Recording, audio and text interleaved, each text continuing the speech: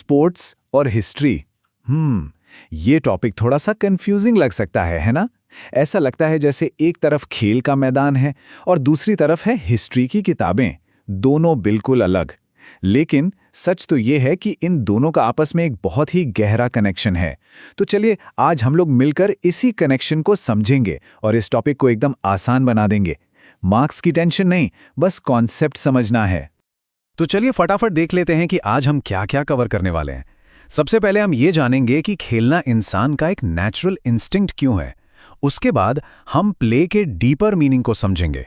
फिर थोड़ा सा टाइम में पीछे जाकर एंशिएंट इंडिया की लेगेसी देखेंगे और ग्रीक ओलंपिक सिस्टम पर भी नजर डालेंगे। और आखिर में इन सभी डॉट्स को कनेक्ट करके समझेंगे कि स्पोर्ट्स और हिस्ट्री आपस में कैसे जुड़े हैं। तो चलिए शुरू करते हैं सबसे बुनियादी, सबसे बेसिक सवाल से। स्पोर्ट्स यानी खेलकूद आखिर हिस्ट्री की किताबों में क्या कर रहा है? सोचने वाली बात है ना? खेलने का पढ़ाई से क्या लेना देना? आइए इसी गुत्थी को सुलझाते हैं। आइए समझते हैं कि खेलना शुरू कहां से हुआ। इसका जवाब एक बहुत ही सिंपल सी बात में छुपा है। खेलना यानी प्ले हमारा एक नेचुरल ह्यूमन इंस्टिंक्ट है। ये बिल्कुल वैसा ही है जैसे हमें सांस लेना या भूख लगना। ये हमें सिखाना नहीं पड़ता, ये हमारे अंदर पहले से ही मौजूद है। और इसी वजह से स्पोर्ट्स की जो हिस्ट्री है ना, वो कोई नई नहीं है। ये उतनी ही पुरानी है जितनी कि हमारी सिविलाइजेशन। मतलब जब से इंसान है तब से किसी न किसी फॉर्म में खेल भी उनके साथ हैं। इसको समझने के लिए चलिए एक बहुत अच्छा एग्जाम्पल लेते हैं हंटिंग का, यानी शिकार। देखिए शुरू में अर्ली ह्यूमंस के लिए हंटिंग जिंदा रहने का एक जरिया था, सर्वाइवल के लिए। फिर जैसे जैसे सिविलाइजेशन आगे बढ़ी, वही हंटिंग एक गेम बन गया। और आज हंटिंग एक एंटरटेनमेंट और स्पोर्ट की तरह देखा जाता है। तो देखा कैसे एक जरूरत वक्त के साथ एक खेल में बदल गई। तो यहां एक पॉज लेते हैं और सोचते हैं। ये तो समझ आ गया कि खेलना नेचुरल है, पर आखिर हम खेलते क्यों हैं? क्या सिर्फ फन के लिए? नहीं, इसके पीछे कुछ बहुत ही इंपॉर्टेंट रीजंस हैं जो हमारे डेवलपमेंट के लिए जरूरी हैं। देखिए स्पोर्ट्स 3 जरूरी चीजों पर काम करते हैं। पहला है मेंटल वेलबींग। खेलने से हमारा दिमाग फ्रेश होता है, स्ट्रेस कम होता है। दूसरा जाहिर है फिजिकल स्ट्रेंथ, हमारी बॉडी स्ट्रांग बनती है। और तीसरा जो शायद सबसे जरूरी है, वो है कैरेक्टर बिल्डिंग। फिजिकल स्ट्रेंथ की बात करें तो स्पोर्ट्स हमारी बॉडी को टेनेशियस बनाते हैं। अब ये टेनेशियस क्या है? इसका सीधा सा मतलब है मजबूत। ऐसी बॉडी जो आसानी से हार ना माने, जो टफ हो। और ये क्वालिटी डेवलप करने में खेल कूद का बहुत बड़ा हाथ है। लेकिन जैसा हमने पहले कहा, सबसे इंपॉर्टेंट फायदा क्या है? वो है कैरेक्टर बिल्डिंग। ये बात बहुत जरूरी है।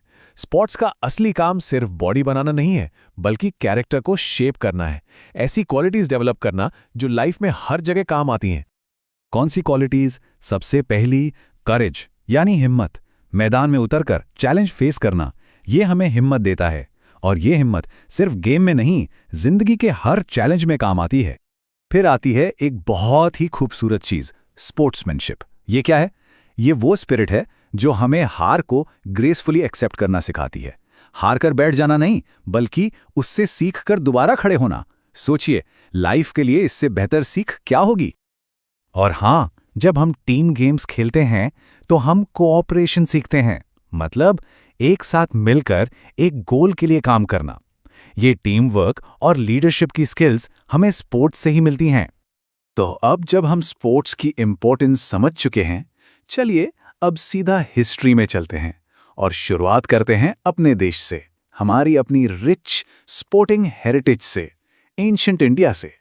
तो इंडिया में स्पोर्ट्स की लेगेसी कितनी पुरानी है? बहुत बहुत पुरानी।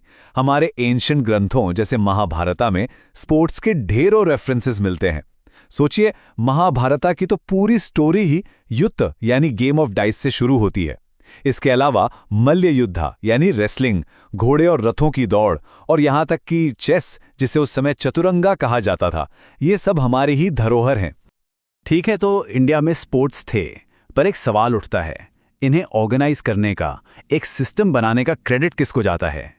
रूल्स के साथ एक प्रॉपर तरीके से स्पोर्ट्स को आगे कौन लाया? इसका क्रेडिट जाता है एंशिएंट ग्रीक्स को। वो पहले लोग थे जिन्होंने स्पोर्ट्स को स्टैंडर्डाइज किया। उन्होंने नियम बनाए, उन्हें सिस्टमैटिकली ऑर्गेनाइज किया और एक फॉर्मल स्ट्रक्चर दिया। और ग्रीक्स का सबसे बड़ा कंट्रीब्यूशन क्या था? बिल्कुल सही, दी Olympics.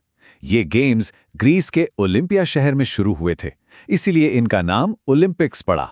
Discuss throw, wrestling, boxing, chariot races, इन सभी इवेंट्स को एक साथ लाया गया। और सोचिए, उस वक्त शुरू हुई चीज की लेगेसी आज भी कितनी पावरफुल है। आज भी एक एथलीट के लिए ओलंपिक मेडल से बड़ा कुछ नहीं होता। तो हमने इंस्टिंक्ट की बात की, कैरेक्टर की बात की, एंशिएंट इंडिया और ग्रीस की भी बात कर ली। अब वक्त है इन सारे डॉट्स को कनेक्ट करने का। आखिर ये सब मिलकर हमें हिस्ट्री के बारे में क्या सिखाते हैं? और इसका जवाब इस एक लाइन में छिपा है। ध्यान से सुनिएगा। Sports reflect the culture and technological advancements of a particular period. इसका मतलब क्या हुआ? बहुत सिंपल है। किसी भी टाइम के स्पोर्ट्स को देखकर हम उस टाइम के कल्चर और टेक्नोलॉजी के बारे में जान सकते हैं। जैसे चैरियट रेसेस को स्टडी करके हमें उस दौर की इंजीनियरिंग का अंदाजा लगता है। तो स्पोर्ट्स को पढ़ना एक तरह से हिस्ट्री को ही एक नए एंगल से देखना है। तो चलिए एक क्विक रिकैप करते हैं। हमने जाना कि खेलना एक नेचुरल ह्यूमन इंस्टिंक्ट है जो हमारी सिविलाइजेशन जितना ही पुराना है। हमने देखा कि स्पोर्ट्स हमारी मेंटल और फिजिकल हेल्थ के लिए जरूरी हैं, और उससे भी बढ़कर ये हमें करेज और स्पोर्ट्समैनशिप जैसे अनमोल गुण सिखाते हैं। और हमने ये भी जाना कि एंशिएंट इंडिया और ग्रीस ने मॉडर्न स्पोर्ट्स की नींव रखी। उम्मीद है कि इस पूरी चर्चा के बाद स्पोर्ट्स और हिस्ट्री का कनेक्शन अब बिल्कुल क्लियर हो गया होगा। अगर इससे कुछ समझने में मदद मिली तो इसे लाइक जरूर करें। अगर कोई भी डाउट है तो नीचे कमेंट्स में पूछ सकते हैं, और आगे भी ऐसे ही इंटरेस्टिंग टॉपिक्स को आसान तरीके से समझने के लिए सब्सक्राइब करना मत भूलिएगा। और हाँ, जाते जाते एक सवाल आपके लिए, आज की ही चर्चा पर बेस्ड है। महाभारत में जिस गेम ऑफ डाइस का जिक्र है, उस प्राचीन भारतीय बोर्ड गेम का नाम क्या था? अपना जवाब नीचे कमेंट सेक्शन में जरूर लिखिएगा।